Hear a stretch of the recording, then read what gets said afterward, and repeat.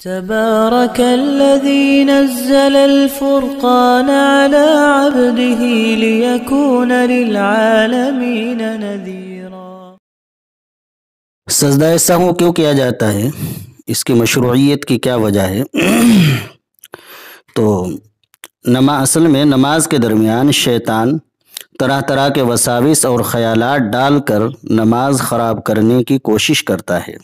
اس کی کوشش رہتی ہے کہ میں اس آدمی کی نماز کو خراب کر دوں، اور کبھی ایسا بھی ہوتا ہے کہ بے خیالی میں آدمی غلطی بھی کر بیٹھتا ہے تو اس غلطی کی تلافی اور شیطان کی کوشش کو ناکام کرنے کے لیے شریعت میں سجدہ سہو کا حکم دیا گیا ہے۔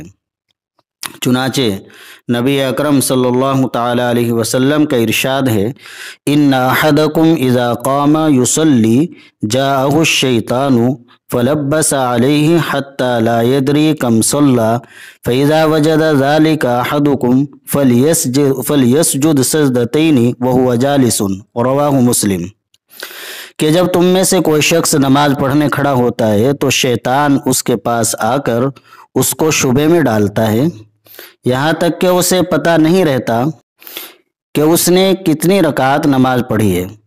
لہٰذا جب تم میں سے کوئی اس طرح کی بات محسوس کرے تو اسے چاہیے کہ بیٹھے بیٹھے 2 سجدے اور کر لے، یہ سجدہ سہو ہے۔ تو سجدہ سہو کی مشروعیت کی وجہ شیطان کی کوشش کو ناکام کرنا ہے اور جو غلطی ہو گئی ہے اس کی تلافی کرنا ہے۔ سجدہ سہو کرنے کا طریقہ کیا ہے؟ سجدہ سہو کرنے کا طریقہ فقہا نے لکھا ہے، یجب بعد سلام واحد عن یمینہ فقط سجدتان وتشہد وسلام، کہ قاعدہ اخیرہ میں تشہد کے بعد دائیں جانب ایک سلام پھیر کر 2 سجدے ادا کریں، اس کے بعد بیٹھ کر تشہد پڑھیں اور پھر درود شریف اور دعائیں پڑھ کر سلام پھیر دیں۔